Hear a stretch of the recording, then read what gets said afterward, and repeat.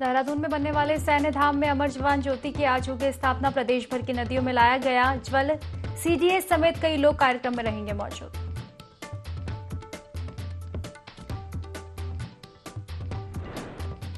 दिल्ली दौरे पर मुख्यमंत्री पुष्कर सिंह धामी आज केंद्रीय वित्त मंत्री निर्मला सीतारमण से मिल सकते हैं सीएम धामी। पार्टी संगठन के नेताओं से मुलाकात संभव।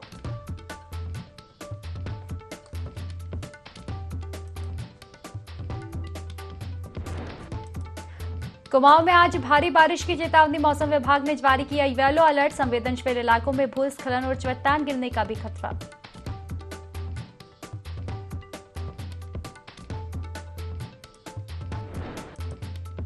चारधाम यात्रा को लेकर श्रद्धालुओं में उत्साह। 2 महीने में दर्शनार्थियों का आंकड़ा 33 लाख पार। 93,000 से ज्यादा बच्चे भी पहुंच गए धाम।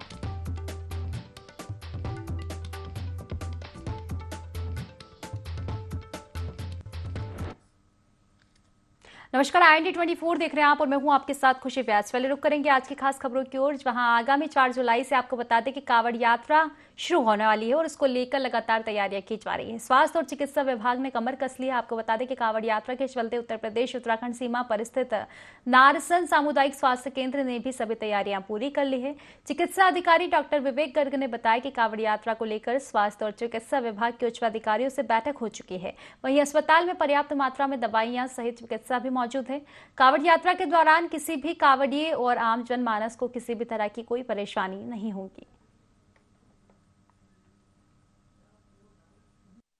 सामुदायिक स्वास्थ्य केंद्र नारसन जो है उत्तराखंड के बॉर्डर पर स्थित है।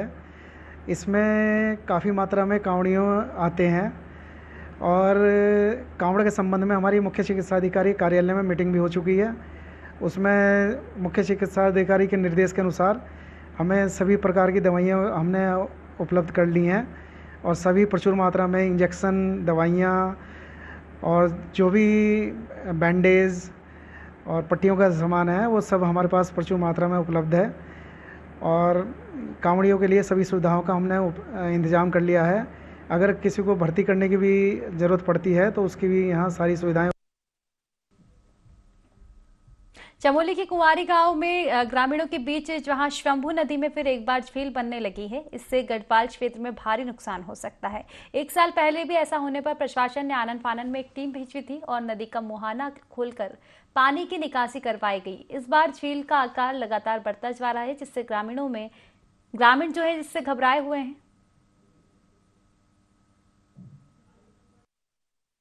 और बरसात का मौसम आ गया है तो वो झील बढ़ती जा रही है। कुंवारी का जो रोड का पुल बन रहा है, अभी अपार्टमेंट बन रहे हैं, वहाँ के आसपास करीब वो झील पहुँचने वाली है और मुझे लगता है कि इस बार वो पुल से भी ऊपर चला जाएगा। जहाँ पर पुल का निर्माण हो रहा है, सड़क जो हमारी अभी बन रही है, तो उसमें उस झील का काम तत्काल रूप से अगर कर दिया जाए या पूरे एक टेक्निकल हिसाब से उसको पीछे ब्लॉक करके उसको दीवारें लगा दी जाए, फिर वो जो मलबा है ऊपर से रोक दिया जाए ताकि वो झील में डैम्प ना हो और वो पीछे को पानी ना।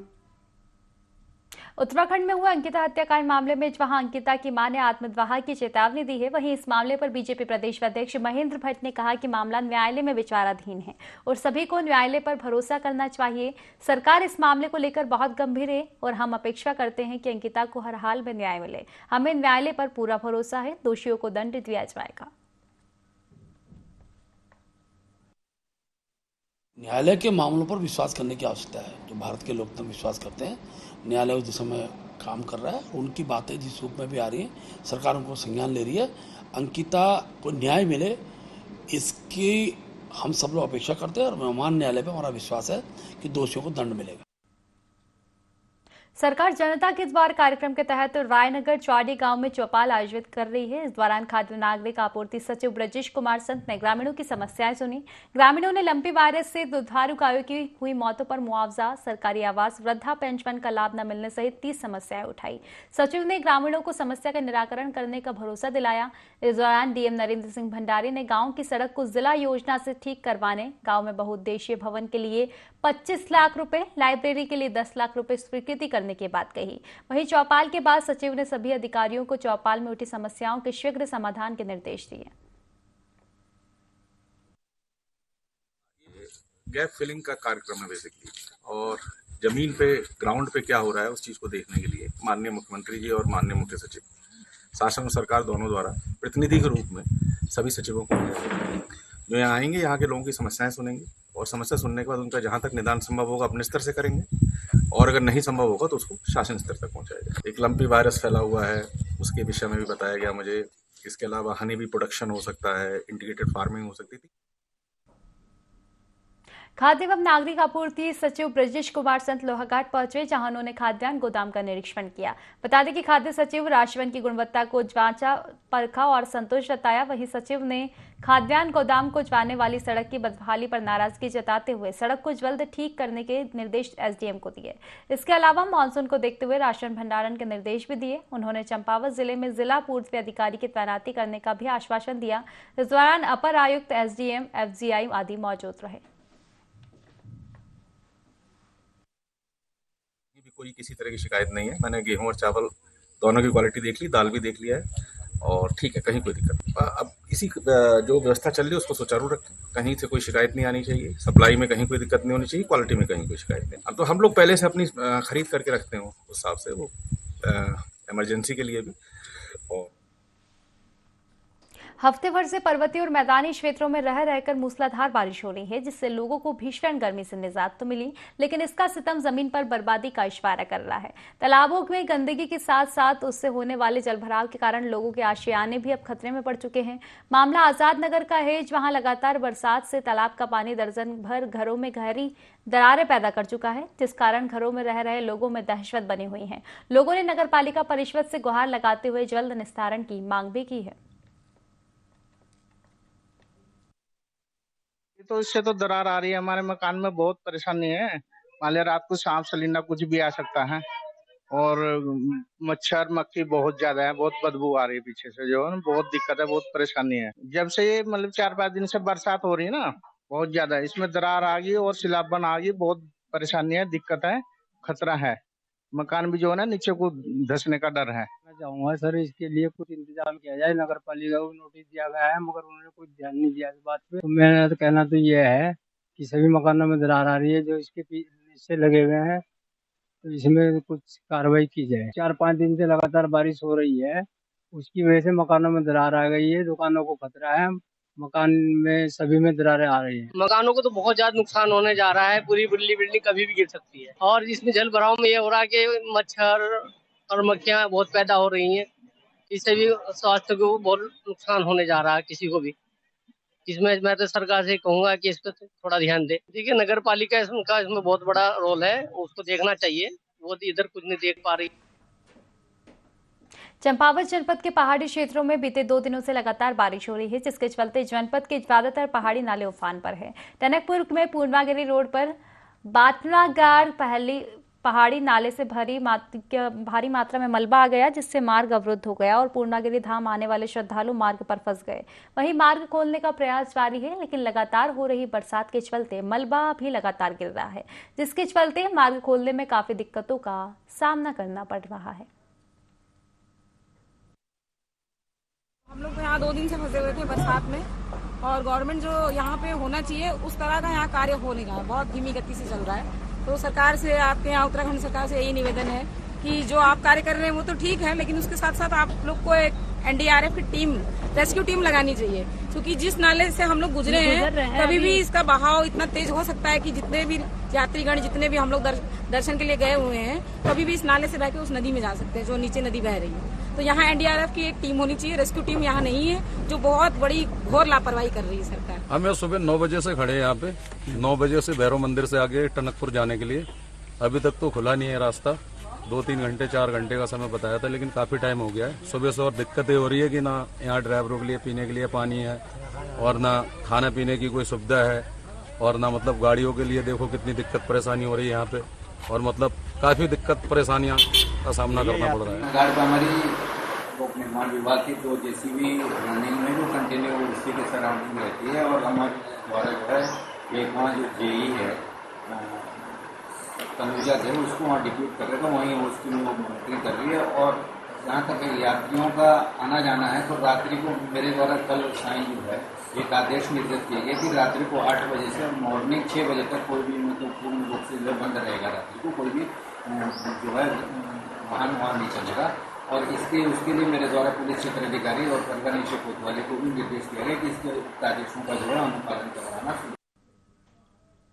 मानसून के बीच बद्रीनाथ धाम की यात्रा जारी है। अब तक आपको बता दें कि करीब 10,20,000 श्रद्धालुओं ने भगवान बद्री विशाल के दर्शन किए, लेकिन अब श्रद्धालुओं की परेशानी बढ़ गई है। बद्रीनाथ हाईवे पर लामबगड़ के समीप बहने वाला नाला बार बार बंद हो रहा है। हालांकि बंद सड़क मार्ग खोलने का काम भी लगातार जारी है।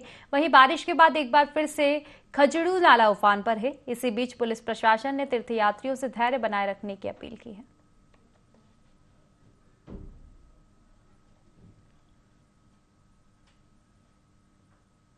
खबरों में आगे बढ़ेंगे, जहां हरिद्वार एसएसपी अजय सिंह ने कोतवाली क्षेत्र में छापेमार कार्रवाई कर कुल 55 लोगों को गिरफ्तार किया। बता दें कि कोतवाली क्षेत्र में सत्यापन अभियान चला रहा है। इसी के तहत बाहरी प्रदेश से आए कर्मचारियों, मजदूरों और फेरी वालों का सत्यापन करते हुए गिरफ्तारी को अंजाम दिया गया और कुल 55 लोगों के खिलाफ कार्यवाही करते हुए 13,750 रुपए आर्थिक संयोजन शुल्क भी वसूला गया।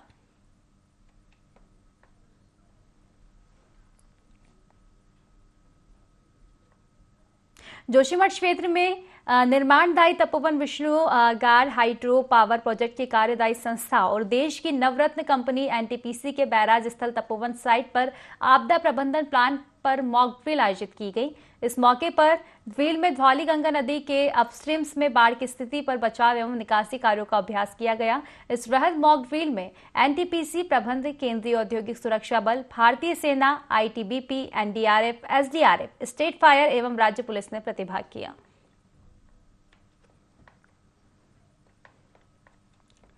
तो देखिए, खबर हम आपको बता रहे थे, वहां पर जोशीमठ क्षेत्र में निर्माणदायी Tapovan Vishnugad hydro power project की कार्यदायी संस्था और देश की नवरत्न कंपनी एनटीपीसी के बैराज स्थल तपोवन साइट पर आपदा प्रबंधन प्लान पर मॉक ड्रिल आयोजित की गई है। देहरादून से आपको खबर बता दें, वहां सैन्य धाम में बनने वाले अमर जवान ज्योति की आज स्थापना होने जा रही है। आपको बता दें कि प्रदेश भर की नदियों से जल लाया गया है। शहीदों के घर की मिट्टी के साथ पवित्र जल चढ़ाया जाएगा। वहीं सीडीएस समेत कई लोग कार्यक्रम में मौजूद रहेंगे।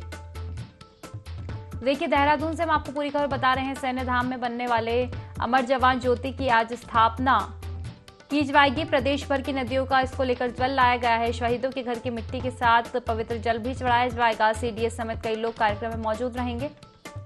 चलिए विस्तार से जानकारी लेंगे। हमारे साथ हमारे सहयोगी विनय सीधे लाइव जुड़ चुके हैं देहरादून से। विनय, सैन्य धाम में बनने वाले अमर जवान ज्योति की आज स्थापना होने जा रही है, क्या कुछ पूरी जानकारी?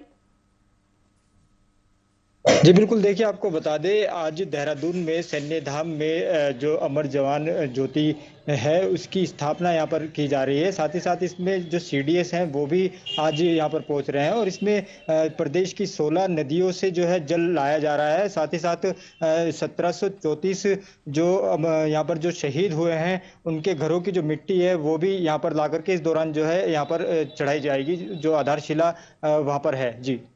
जी बिल्कुल विनय, फिलहाल क्या कुछ तैयारियां वहां पर देखने को मिल रही है? कितने लोग लगभग इकट्ठे हो जाएंगे कार्यक्रम में?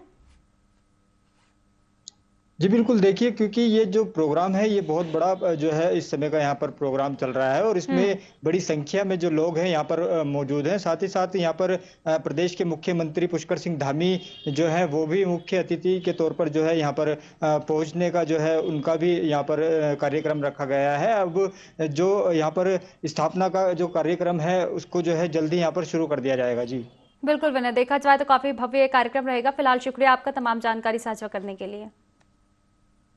तो चलिए इसी के साथ अब खबरों में आगे बढ़ेंगे। आगे खबर हम आपको बता दें, जहां आगामी 4 जुलाई से आपको बता दें कि कांवड़ यात्रा जो है अब शुरू होने वाली है। कांवड़ यात्रा को लेकर स्वास्थ्य और चिकित्सा विभाग ने कमर कस ली है। बता दें कि कांवड़ यात्रा के चलते उत्तर प्रदेश उत्तराखंड सीमा पर स्थित नारसन सामुदायिक स्वास्थ्य केंद्र ने भी सभी तैयारियां पूरी कर ली है। चिकित्सा अधिकारी डॉक्टर विवेक गर्ग ने बताया कि कांवड़ यात्रा को लेकर स्वास्थ्य और चिकित्सा विभाग के उच्च अधिकारियों से बैठक जो है वो हो चुकी है। वहीं अस्पताल में पर्याप्त मात्रा में दवाइयों सहित चिकित्सक भी मौजूद रहेंगे। कांवड़ यात्रा के दौरान किसी भी कांवड़ी और आम जन को मानस को परेशानियों का सामना नहीं करना पड़ेगा।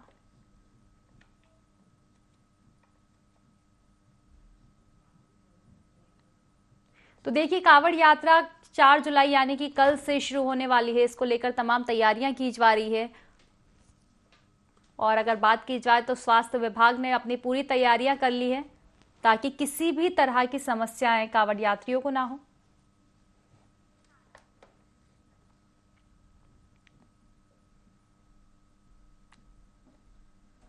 चलिए खबरों में आगे बढ़ेंगे, जहां उत्तराखंड सरकार जल्द ही यूनिफॉर्म सिविल कोड लागू करने जा रही है, जिसको लेकर कैबिनेट मंत्री रेखा आर्य से IND24 के संवाददाता विनय सूद ने खास बातचीत की। इस दौरान क्या कुछ रेखा आर्य ने कहा, आइए आपको सुनवाते हैं। आज हमारे साथ है कैबिनेट मंत्री रेखा आर्या जी, इनसे बात करेंगे। मैम, उत्तराखंड सरकार जो है यूनिफॉर्म सिविल कोड को जो है लागू करने जा रही है, तो किस तरीके से जो है आप इसको देखते हैं, कितना फ़ायदेमंद मानते हैं? देखिए, यूसीसी को लेकर माननीय मुख्यमंत्री जी ने चुनाव के दौरान भी उत्तराखंड की जनता को वादा किया था कि वो कॉमन सिविल कोड लेकर आएंगे, और इस वादे को जो है उन्होंने पहले ही कैबिनेट में जो है पूर्ण करने का काम किया, जिसमें एक कमेटी गठन से लेकर उस पर सब लोगों की राय से लेकर आने वाले समय में ये कानून का रूप ले सके, उस दिशा में जो है उनके निर्णय रहे। आज ये कहते हुए बेहद प्रसन्नता होती है कि उस कमेटी ने अपनी रिपोर्ट जो है वह तैयार कर ली है, और निश्चित रूप से माननीय मुख्यमंत्री जी का जो कथन जनता के मध्य में रखा गया कि हम यूनिफॉर्म सिविल कोड, ताकि आने वाले समय में महिलाओं के अधिकार सुरक्षित रह सके, आने वाले समय में कुछ नियम कानून इस प्रकार के कुछ विषयों को लेकर सब जगह समांतर होने चाहिए, उसको लेकर उसकी गंभीरता को समझा, और जनहित में यूसीसी को लेके आने का जो निर्णय रहा है, मैं समझती हूँ बहुत कारगर है। और आने वाले समय में न्यायालयों में इस प्रकार के विषय जो हैं वो अब कम होंगे, और एक समांतर कानून होने से जो है अलग अलग प्रकार की जो प्रक्रियाएं हैं, चाहे वो अडॉप्शन के मामले होंगे, चाहे वो अन्य कोई मामले हैं, या संपत्ति के दावे के मामले होंगे, तो ऐसे बहुत सारे मामले हैं जिनको लेकर जो है अलग अलग धर्मों में अलग अलग राय उसमें बनी हुई रहती है, या अलग अलग तरीके से वो संचालित की जाती है। तो उस पर एक यूनिफॉर्म सिविल कोड के जब कानून के रूप में वो रूप में जब वो आएगा, तो निश्चित रूप से मैं समझती हूँ कि हम सबको उसका फ़ायदा पहुंचेगा, और उत्तराखंड देश का ऐसा दूसरा राज्य बनेगा गोवा के बाद में जहां पर यह यूसीसी लागू होगी। और जिस प्रकार से प्रधानमंत्री जी ने भी यूसीसी को लेकर जो हम सबको मार्गदर्शन दिया है, आने वाले समय में मुझे पूरी उम्मीद है कि हमारे भारतवर्ष में, जो कि एक शांत प्रिय देश है और शांत प्रिय हमारा प्रदेश है, इसका आना बहुत ज़रूरी है, और बहुत जल्दी कानून का रूप लेके जो है वो जनहित में वो समर्पित की जाएगी, तो मुझे लगता है बहुत उपयोगी है। लोकसभा के जो चुनाव हैं वो भी 2024 में होने जा रहे हैं, तो उसमें किस तरीके से जो है, क्या कुछ तैयारी है, क्या आप भी सांसदी का जो इसमें चुनाव लड़ेंगे? देखिए, लोकसभा के चुनाव मैं समझती हूँ कि भारतीय जनता पार्टी पूरी गंभीरता के साथ में, भारतीय जनता पार्टी का पूरा संगठन तत्परता के साथ में बिल्कुल बूथ स्तर पर जो है वो काम कर रही है।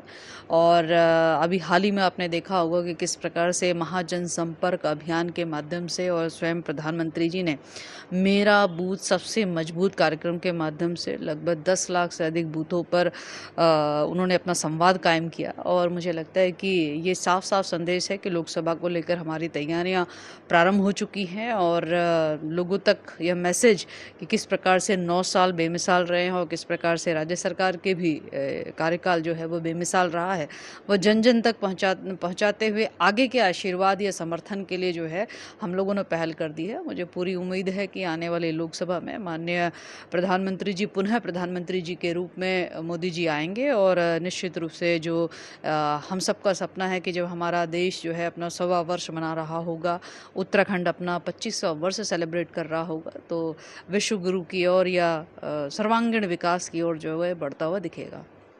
बरसाती सीज़न भी जो है इस समय शुरू हो रखा है, और सब्जियों के दाम जो हैं वो इस समय यहाँ पर काफ़ी बढ़ोतरी उसमें देखने को मिल रही है, जिसको लेकर विपक्ष लगातार यहाँ पर सरकार पर सवाल उठा रहा है, और धरने प्रदर्शन का जो दौर है वो भी लगातार यहाँ पर कर रहा है। किस तरीके से?